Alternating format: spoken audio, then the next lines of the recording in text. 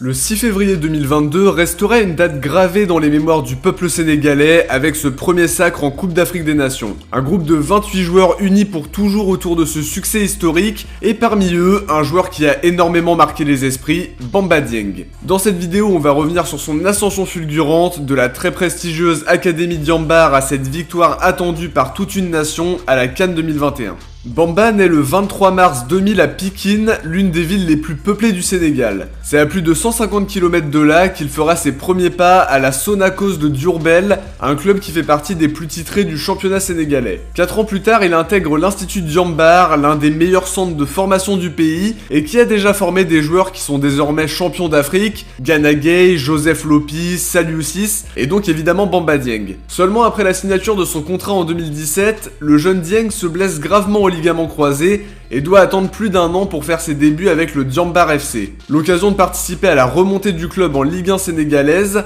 c'est sur la saison 2019-2020 qu'il se révèle aux yeux des observateurs, 12 buts en 12 matchs et le surnom très gratifiant de Bamba Goal. Un bilan qui aurait pu être encore plus incroyable, sachant que la saison n'est pas allée à son terme par rapport à la situation sanitaire. L'OM, conscient de la qualité de la formation de l'Institut Diambar, annonce un partenariat de 3 ans le 8 décembre 2019, qui a depuis été prolongé et devrait même être renforcé. Cette situation confère à l'OM une option prioritaire pour recruter 2 joueurs de l'académie chaque saison, un partenariat inspiré de celui de Metz et Génération Foot qui porte ses fruits depuis 2003, avec Mané, Ismaïla Sarr ou Pape Matar Sarr pour ne citer que. Bamba est le premier à profiter de la récente relation Diambar-OM, un club qu'il aime beaucoup par son prestige et la ferveur des supporters. Après un essai concluant, il arrive sous forme de prêt avec option d'achat de 400 000 € le 5 octobre 2020. Comme souvent avec les jeunes joueurs, il fait d'abord un tour en équipe réserve en jouant 4 matchs, mais les perspectives qui vont s'ouvrir à lui par la suite seront beaucoup plus brillantes.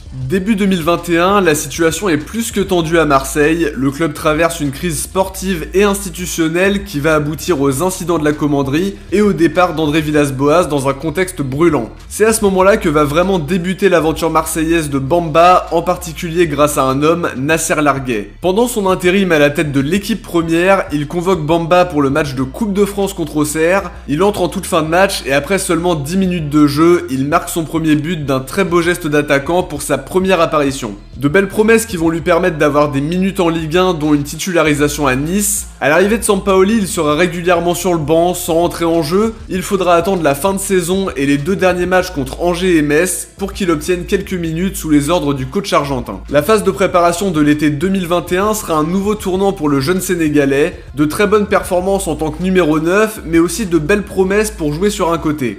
Bamba marque des points et entre désormais dans les plans de Sampaoli, à tel point que l'Argentin le titularise sur le côté gauche face à Monaco. La suite on la connaît, 2 superbes gestes d'attaquant pour s'offrir son premier doublé à l'OM. Au match suivant, il marque un nouveau but sur une passe de Lirola comme face à Auxerre comme un symbole. Il découvre aussi l'Europa League sur cette saison où l'OM se fait éliminer en phase de poule malgré de bonnes prestations d'ensemble. Après 9 matchs sans trouver le chemin des filets, il marque un but inoubliable, un magnifique ciseau face à Strasbourg qui montre tout son talent et son audace. Une montée en puissance qui justifie sa prolongation de contrat en fin d'année accompagnée d'une revalorisation salariale nécessaire puisqu'il ne gagnait jusqu'alors que 1 800 € par mois. Ses performances à l'OM ne passent pas inaperçues, Aliou Cissé le sélectionne en octobre et lui offre ses 2 premières sélections face à la Namibie. Il est encore pris en novembre pour affronter le Togo et le Congo avec une passe D à la clé face aux éperviers. Sur la continuité de ces 2 premiers rassemblements, il fait donc presque logiquement partie des 28 Sénégalais sélectionnés pour la CAN,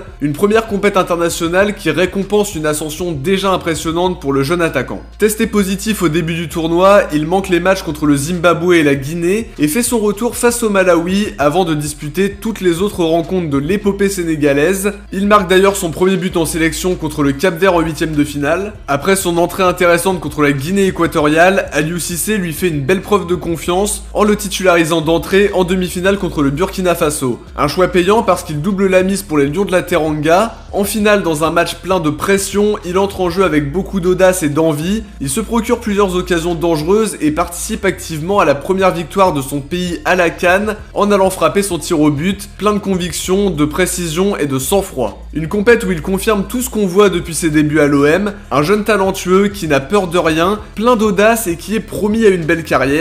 Tout dépendra des choix qu'il fera par la suite, mais sa mentalité est faite pour le très haut niveau. Il est déjà convoité, que ce soit en Angleterre ou en Turquie, Turquie plus récemment, mais il veut rester à Marseille pour continuer à écrire son histoire avant de partir très certainement vers d'autres projets. Nul doute que les grands clubs européens sont attentifs à ce jeune attaquant qui vit un rêve éveillé et une ascension éclair avec des débuts professionnels il y a seulement un an et qui vient de remporter un trophée plus que prestigieux pour sa première compète internationale. Du côté de l'OM, on va profiter d'avoir un joueur comme lui dans l'effectif, il va revenir à Marseille des étoiles plein les yeux après avoir soulevé le trophée de la Coupe d'Afrique des Nations. Bamba a en tout cas déjà réussi quelque chose, être devenu l'exemple des jeunes de Diambar qui rêvent de faire carrière en Europe et qui vont pouvoir s'inspirer de lui et de sa mentalité exemplaire. On arrive à la fin de cette vidéo les amis, j'espère en tout cas que ça vous a plu. Si c'est le cas, n'hésitez pas à vous abonner pour d'autres contenus de ce style. De mon côté, je me suis régalé à faire ce petit portrait de celui qui est l'une des grosses révélations de la saison et de cette CAN en particulier, et dont on va suivre l'évolution dans les mois et années à venir.